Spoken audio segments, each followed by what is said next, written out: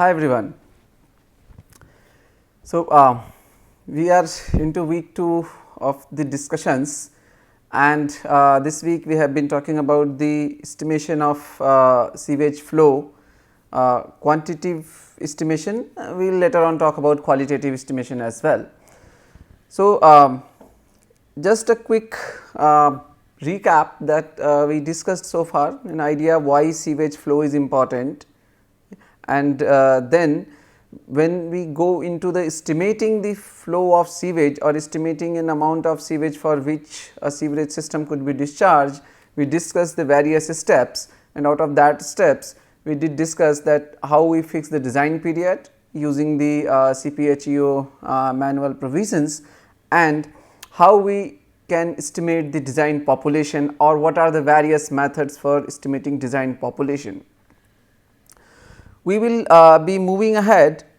So, when we are able to estimate the design population grossly as using the best suitable method, we did discuss several methods in the previous session.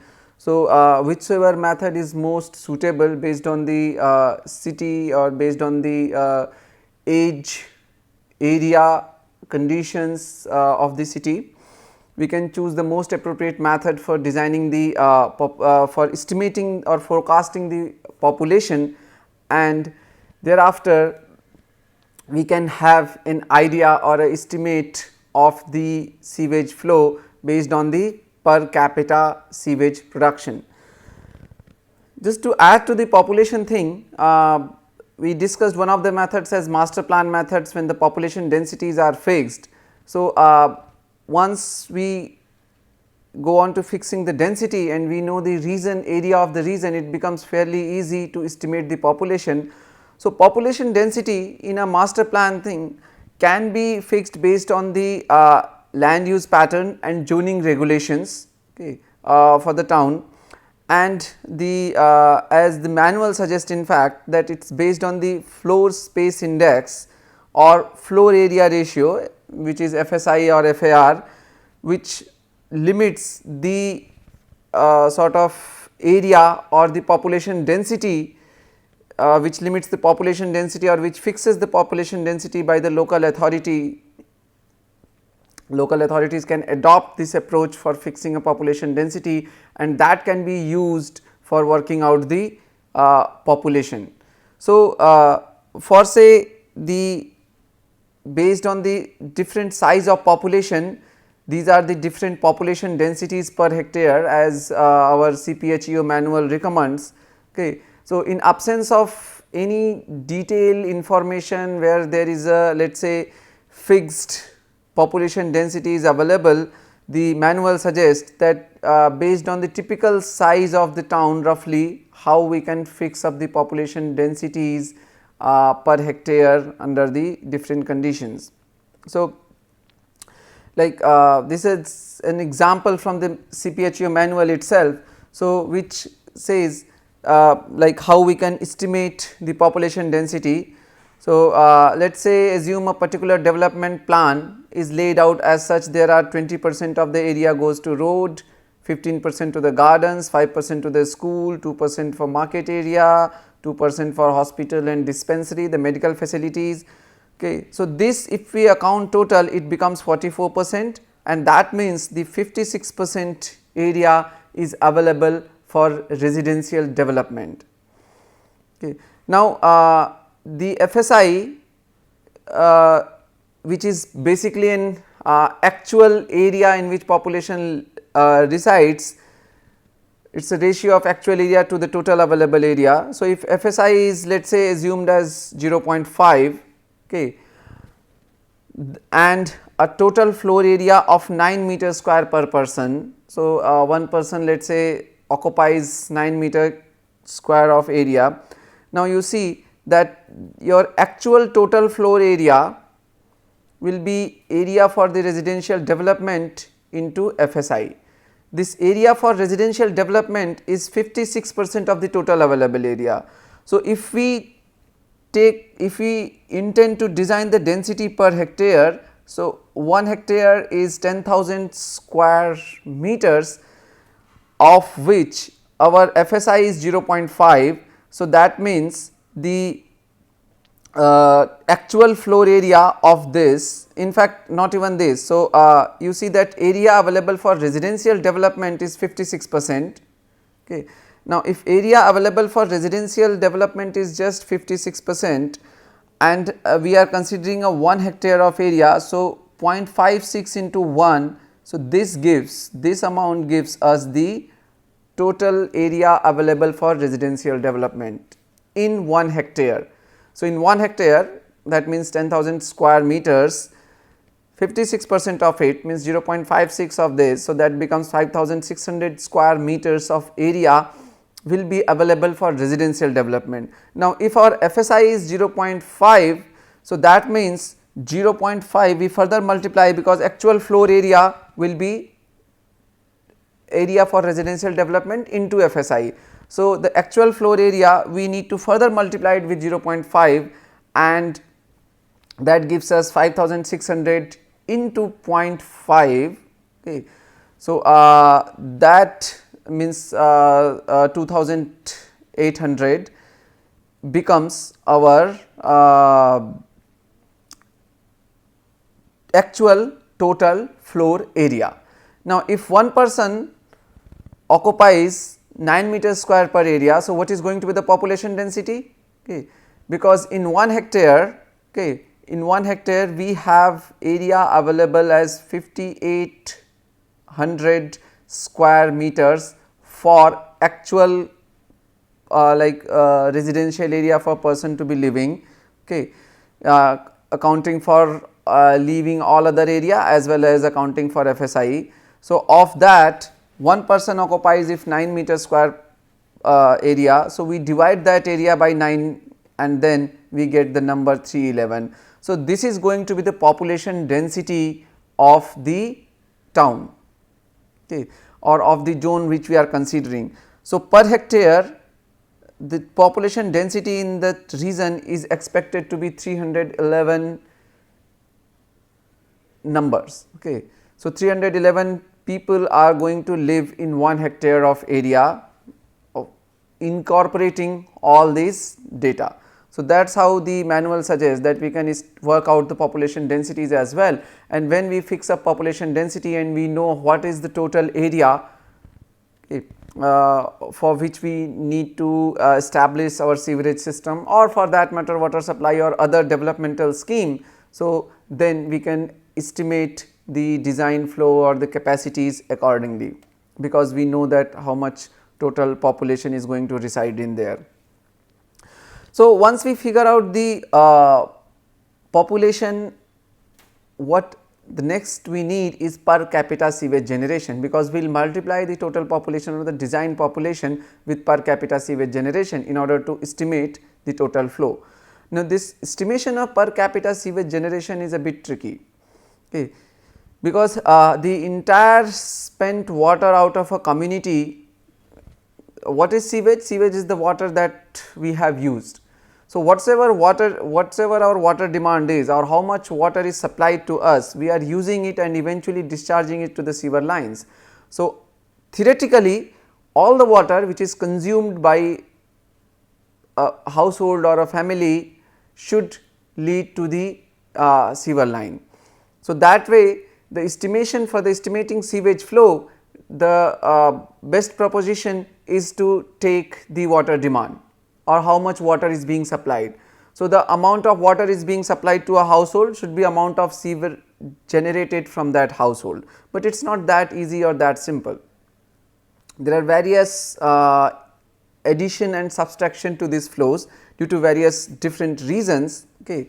So, what typically is seen that the observed dry weather flow means when we discount for the entries of groundwater or rainfall, means particularly the rainwater or storm water.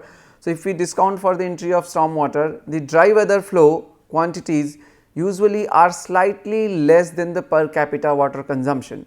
So, whatsoever water is consumed is actually not entirely getting converted to the sewer or entirely getting converted to the sewerage.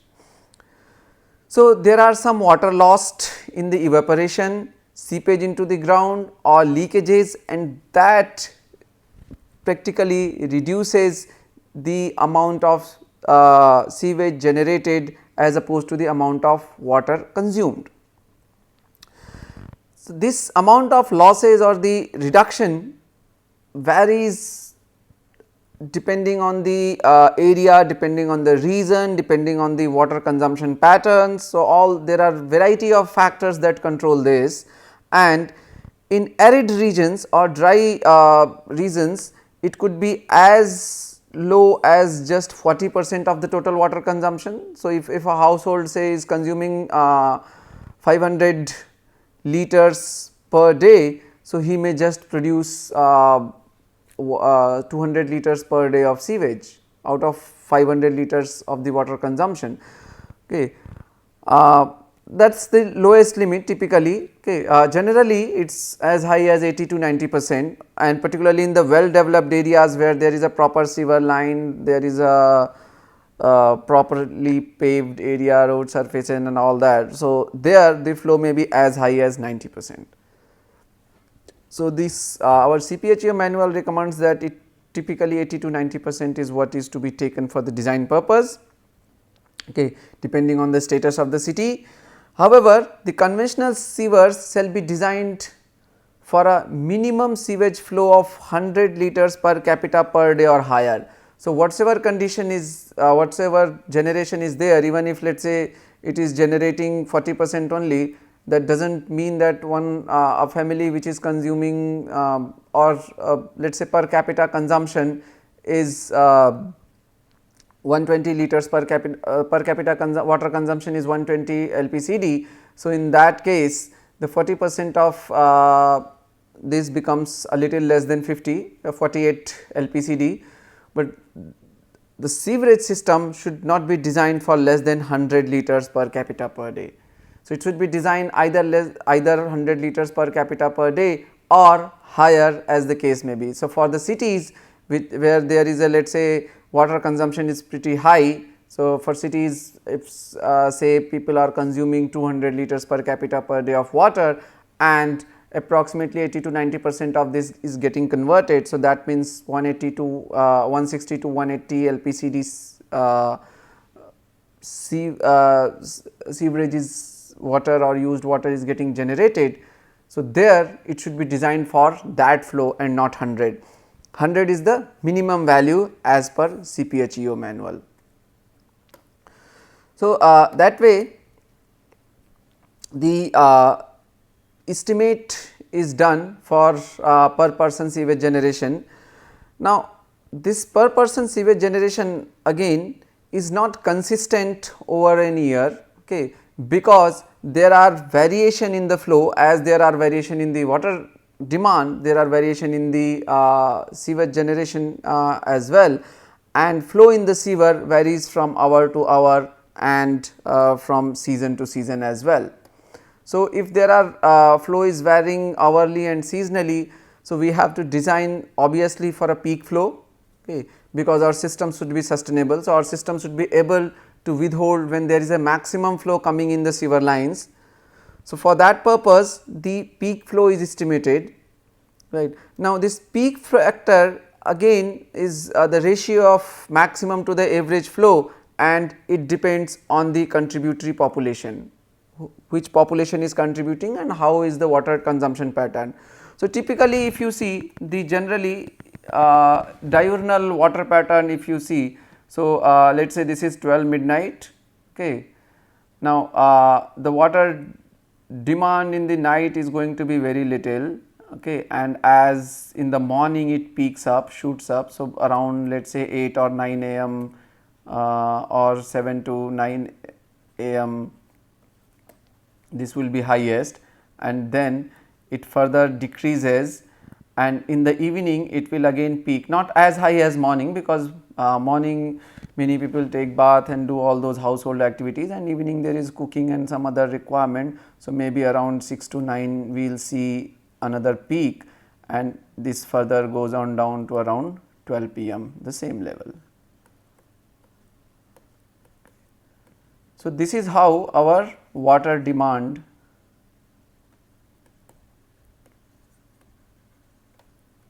curve look like. So, if we see the sewage generation, it is not this sharp, okay, but we will see similarly like when there is a peak. So, we will see a peak over here and then there is a dip and then again there is a peak, something like this. Okay. So, it is relatively little smoothen, but still you will see the peaking in the morning and in the evening as opposed to the night and in the afternoon hours. So, the again our CPHEO manual suggests that based on the contributory population, which population is contributing, we can take the peak factors. If population is only up to 20,000, the peak factor should be 3. If population is up to 50,000, from 20,000 up to 50,000, it should be 2.5, for higher population 2.25, and population above 7.5 lakhs, it should be taken typically on the range of 2. So, whenever we design sewerage system for major towns, major cities, population is most cases higher than this. So, this is much more applicable, and the common peak factor which is adopted as 2. So, there is a typical design thumb rule if you see. So, the maximum daily flow, okay, should be average annual daily flow into 2 times, while if that is about the daily flow. Now, for few things like for pumping and all that, how much the capacity of pump is to be installed. So, pump does not work on a daily basis, pump have to manage basically the hourly flow also at times. So, maximum hourly flow can also be determined by applying another peaking factor. So, maximum hourly flow is the maximum daily flow, means the a day on which the flow is maximum 1.5 times of that maximum daily flow. So, the further peaking factor of 1.5 is adopted. Okay. So, that maximum hourly flow will be equal to maximum daily flow times 1.5. Now, we already know that maximum daily flow is average annual daily flow times 2. So, if we do it on an average annual daily flow basis, so maximum hourly flow will be average annual daily flow times 3. Okay. So, that is how it can be used.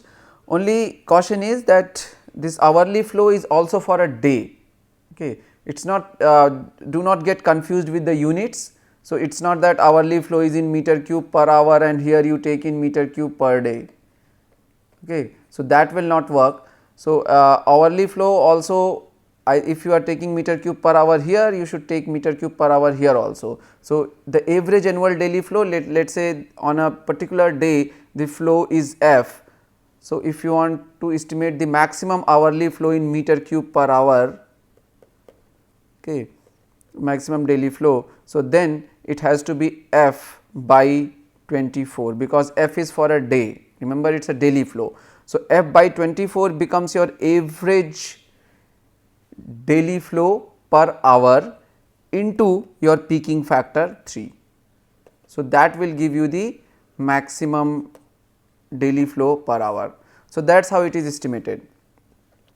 Typically, this peak factor depends on the density of the population, topography of the site, what are the hours of supply, okay, and therefore, basically it can be individual case to case basis depending on the city, depending on the town.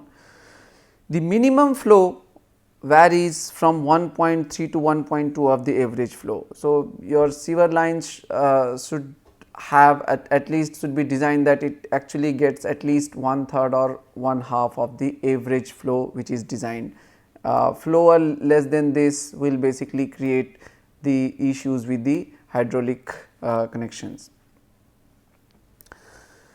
Now, this is the typical, like we discussed how we can estimate the per capita inflow, okay, per capita sewage generation and how the peaking factors are taken up. So, how we can estimate the maximum and get an idea of the allowable minimum flow that way.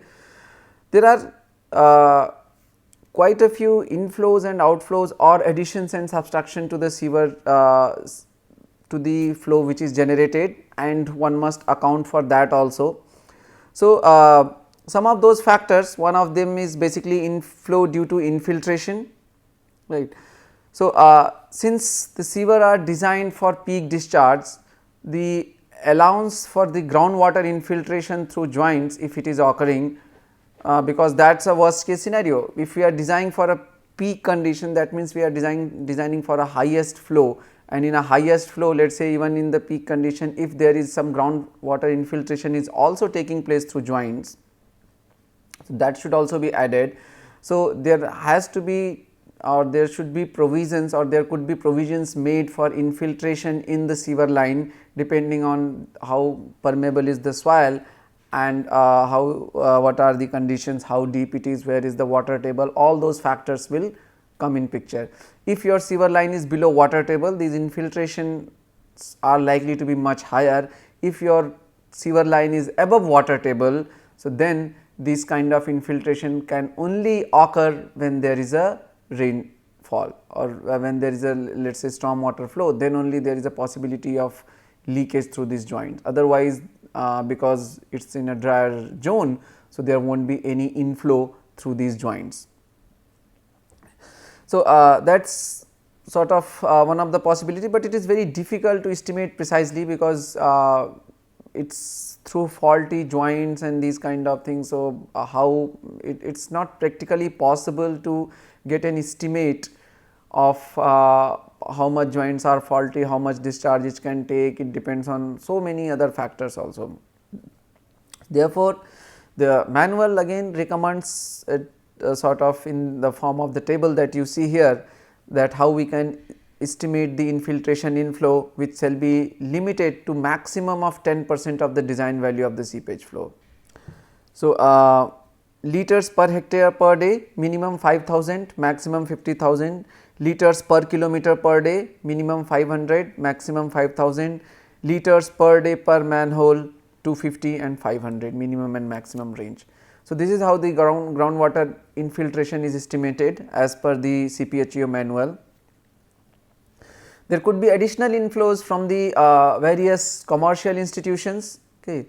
So, like small industries or institutions or commercial buildings often like use municipal water supply, and they also discharge their liquid waste to the sanitary sewers. So, such flows are also to be estimated. Now, how much they are discharging will be depending on how much water they are getting. So, again it depends on their water demand, okay, or their need for the water, and the manual recommends the institutional need for the potable water by these different type of organizations. So, that kind of list is available at CPHEO manual, like hospital, which includes laundry and beds exceeding 100, they typically need 450 per bed. The smaller one needs typically 340 per bed. Hotels and lodging houses 180 per bed, hostels 135 LPCD, nursing homes, medical quarters 135 LPCD, boarding school colleges again 135 LPCD, the restaurant 70 per seats, airport and seaports. So, that way there are different categories for which water demand or water supply is met, and it is perceived that they also generate this much amount of the water which is being supplied to them comes in to the municipal sewerage line, and this also should be accounted and added as an additional inflow to the sewer line. So, the accounting for this also has to be ensured. Then there are inflow from unaccounted private water supplies. Okay. So, there are various households which use water from tube wells, water from rivers or lakes, water from their private boring, etc. So, the one which is not accounted by the municipality, if somebody is having boring in their home and pumping water from there, after use they will they are typically, if they are connected to sewer line, they will discharge it to the sewerage system as only. Okay. But in the record of municipality, that water is not there, because municipality is seeing the piped supply. Okay. So, they might have a record of that pipe supply sent to that area or that particular household, but the amount of sewage generated is much larger over there. So, there is additional sewerage to the municipal sanitary system which comes from these sources. Okay.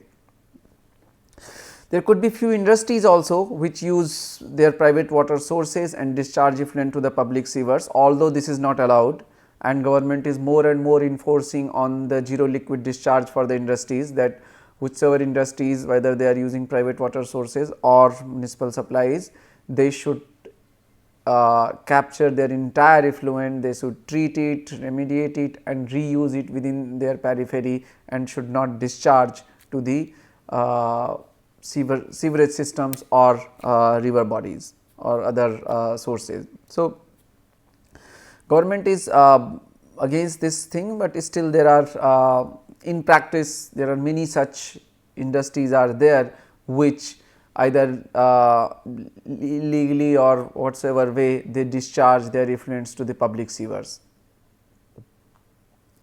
So, provision for such inflows should also be made, okay, and this can be made only by estimating these through field surveys and observations. Okay. There is no way to get an accounting of these until unless throughout field survey is made, until unless the field observations are properly made and see how much additional water can come to the sewer line from all such sources. Okay. So, that is another important point, but very difficult to estimate. Then there are losses, okay, of water which does not enter to the sewerage system, gets consumed or gets supplied, but never reaches to the sewerage system, and these are the major reasons when we say that typically it is designed for 80 to 90% of the water demand or water supplied. So, these are the major reasons why it is so, because water which is used for variety of purposes like gardening and horticulture, then there is air coolers, the water that we put in our air coolers, sprinkling over roads or streets, okay, putting water to the flowers, all those waters, many other such sources, many industrial processes also, like putting water in the boiler and all that, wherever steam is generated, that water actually leaves. Okay. So, we do not get that water back, and that water does not generate sewage and hence does not reach to the sewer line or does not contribute to the sewerage quantity. So, there has to be accounting or done for this. Okay. The water losses through leakage in the distribution line, like you see here, okay, and leakage in the house connection also do not contribute to the sewage generation, because it does not, although the municipality when pumping water is monitoring that, okay, I am pumping this much of water to that particular colony, but since a large or at least some part of that water is not reaching there, so that is not going to contribute to the sewage, like may not contribute, can contribute also, let us say if it is across the sewer line and there may go to storm water. So, depending on how the sewerage and storm water collection system is there in the town, it is not necessary that this will be going to the sewerage system. Often in fact, it does not go to the sewerage system, such leakages. So, that is another kind of loss which does not contribute to the sewerage system, and these should be subtracted. Okay. So, these are some of the we did talk about different additions, and these are some of the subtractions which are to be accounted when we go into the quantifying or sort of designing the for the design purpose of sewerage system. When we tend to quantify the inflows and outflows, these are the points that need to be taken care of, that need to be considered. So, once all this is done, we can basically get a cumulative summary. Okay, how much is the water supply is coming, how much is the losses, how much is the additional inflows, means what are the different parts of addition, what are the different parts of subtraction, and then we can get an estimate of the per capita sewage production or total sewage production, then peaking factor, and that way we can estimate the design flow. Now, quickly we will have a look at what is the national status of wastewater generation and treatment. So, the available data in 2015 says that the estimated sewerage generation in the country is over 60,000 MLD, 61,754 MLD, okay, of which the treatment capacity is almost only up to 23,000 MLD, little less than that in fact. So, one third is about one third we have the treatment capacity, and about 2/3 of water is basically untreated sewage. Okay. The 5 states that are Maharashtra, Tamil Nadu, UP, Delhi and Gujarat have approximately 50% of their total sewage generated in the country, and Maharashtra alone accounts for 13% of the total sewage generated in the country. So, these are the cities and countries which generate the most amount of the sewage in the country. Now, these total account for 67% of total treatment capacity installed. So, they generate, but there is a higher treatment capacity also in these states. So, this can be seen from here, okay. And no sewage treatment plant has been established in 7 states and union territories: Arunachal Pradesh, Chhattisgarh, Daman Diu, Nagaland, Assam and Tripura. So, they do not have an STP. Chhattisgarh, Raipur and all that were actually in the planning. So, by now they might be having also. The capacity of STPs installed in 2 different states, Himachal Pradesh, Sikkim, is adequate to treat the total capacity of sewage generated in these states. So, as per the records of Central Pollution Control Board, only 2 states, that is Himachal Pradesh and Sikkim, have the adequate capacity to treat their total sewage generated, okay, and rest states are lacking in this. So, the condition is not very bright, okay. There are a lot of issues related to the management of sewerage, handling of sewerage. So, a lot more amount is being generated, and with the increasing population we are going to produce even more sewage. However, the capacities are limited, but under the Namami Gange and NMCG, government is promoting the installation of new sewerage treatment systems, new STPs, new ETPs, and is trying to capture more and more of the wastewater which is being generated, so that the burden or their disposal onto our natural river systems could be limited or could be prevented, thereby improving the water quality in our natural systems. So, we conclude this here, and in the next session we will talk about some of the aspects of the characterization, because so far we have been discussing about the quantitative estimation or how much is the quantity of sewage. Now, we will focus on the qualitative aspect, what is the quality of the sewage and how we can characterize the sewage. Thank you.